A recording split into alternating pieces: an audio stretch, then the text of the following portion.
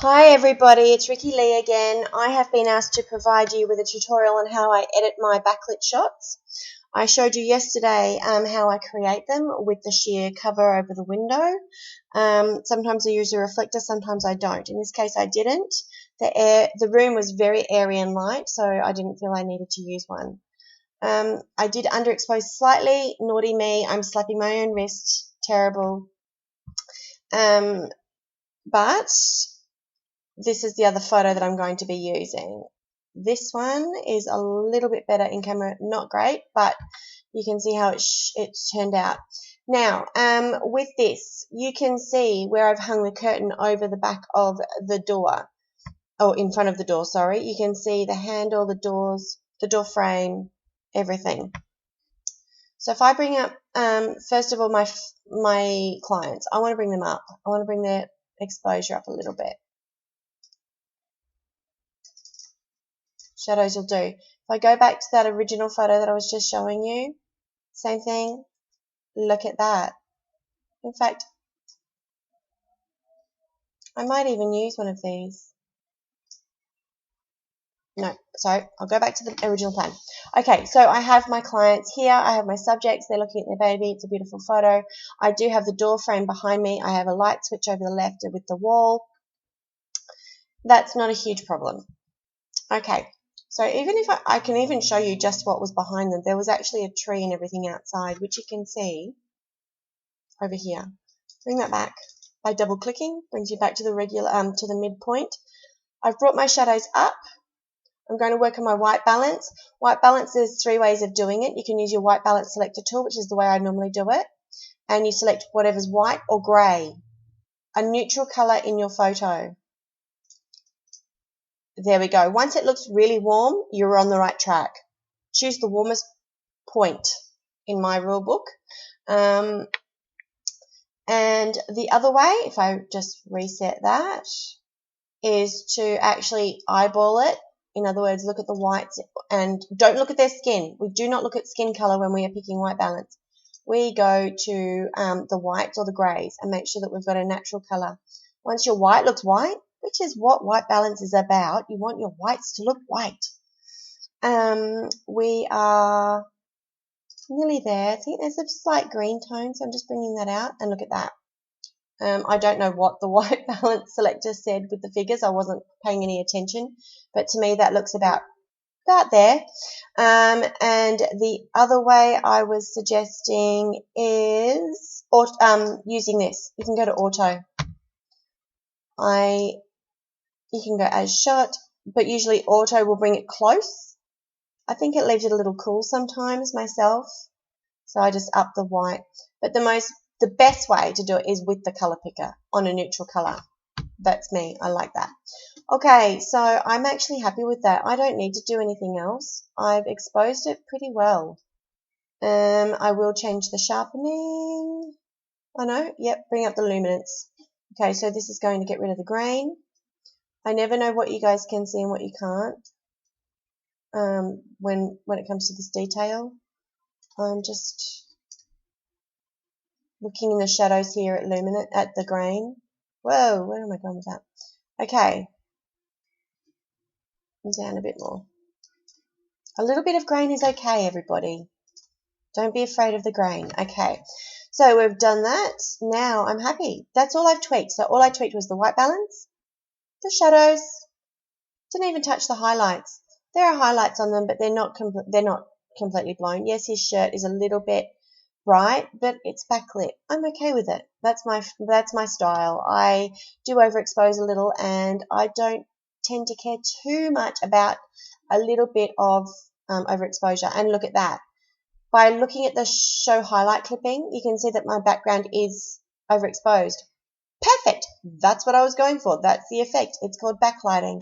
But not one bit of red on my subjects. So I know that they are not overexposed. Okay, so I'm going to right click, edit in Photoshop. Okay, here we go. There is a very quick way of whitening this background that will take 2 seconds. You go to Levels, Adjustment Layer, get your left black slider and bring it down. It shows you everywhere that is not pure white.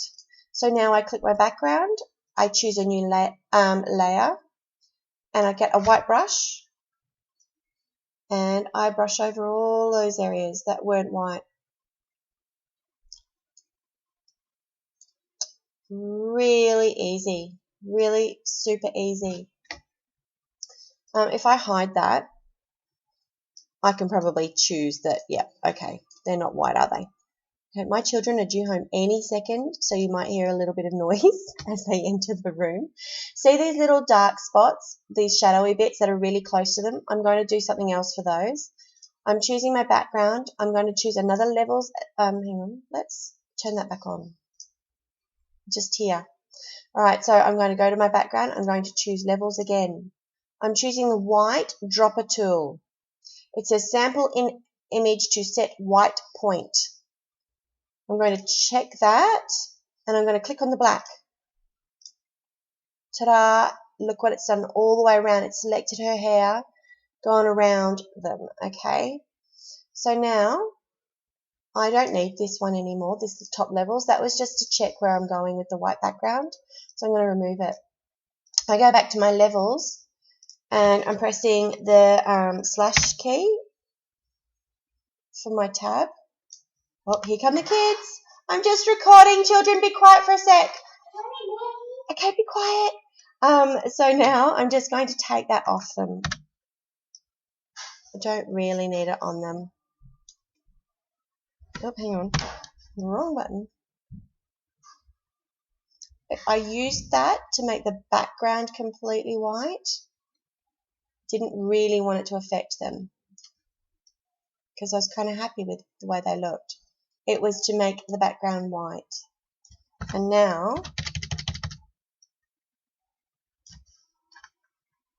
I can be absolutely sure that I have a pure white background. Now, as for them, obviously I've got a bit of shadowing here, so I can either make the baby's skin tone that little bit brighter or not. This is going to come down to you and I kind of like to make their faces, oh, not hers. Hers is a little too much. I might actually reduce the opacity, put the black brush on, and just brush that over her highlights because they don't need to be overexposed. We don't want her overexposed. Or him, actually. Okay, so, do you know what? That's pretty much all I do. I know for a fact that I have a white background. I've just moved that white that I painted in to be put under that levels layer, so the level layer is on top. That is how I make the white background perfect. Now their skin tones. This can be a little bit trickier. Sometimes it's nice to add a photo filter, which gives you a little peach warming, like a skin tone over the top. I'm not really liking that for this one.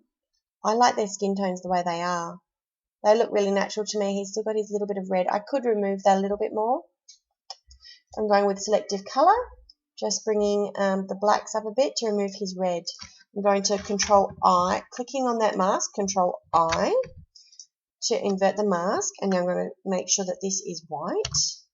I'm going to rub that onto him so that I'm removing the red out of his skin. You can do that with the baby too, with the ear. And that is pretty much it. Can you tell me to be quiet, please, while I'm recording? That is it, everybody. I will leave you there. Obviously, my kids have arrived home from school, but that's as much as I do. Sometimes I'll play around with the skin tones a little bit more, but I have shown you how to do that in other tutorials. If you do have any questions, obviously always comment, question me, ask me, whatever you like. I'm here for you. Have a great day, night, afternoon, wherever you're up to, and I will see you in the next tutorial. Thanks, everybody.